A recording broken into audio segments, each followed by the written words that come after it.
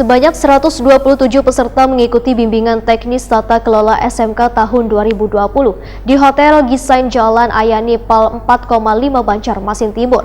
Bimbingan teknis ini dalam rangka upaya meningkatkan mutu pendidikan yang tepat di Kalimantan Selatan, mulai dari bidang pendidikan SMK dalam pengelolaan sarana wan prasarana serta bidang-bidang lainnya. Pemirsa, berikut kabar nang lengkapnya.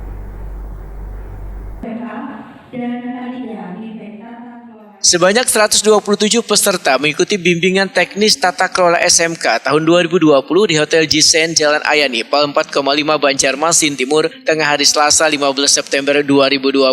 Kepala Bidang SMK Dinas Pendidikan Wan Kebudayaan Provinsi Kalimantan Selatan, Samsuri Wahtakuni Primatipi, memudahkan bimbingan teknis ini dalam rangka upaya meningkatkan mutu pendidikan yang tepat di Kalimantan Selatan, mulai dari bidang pendidikan SMK dalam pengelolaan sarana wan prasarana serta bidang-bidang lainnya.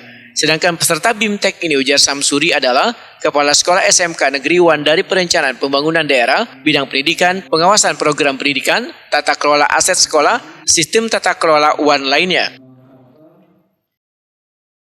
Tujuan kegiatan adalah untuk memantapkan tata kelola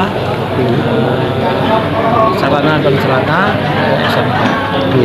Jadi baik itu dari pelengkapannya ataupun juga sarana prasarananya sehingga sesuai dengan standar nasional pendidikan.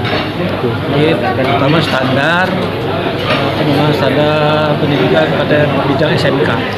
Standar nasional bidang SMK itu tertera dalam Permendikbud nomor 34 tahun 2018. Sekira itu.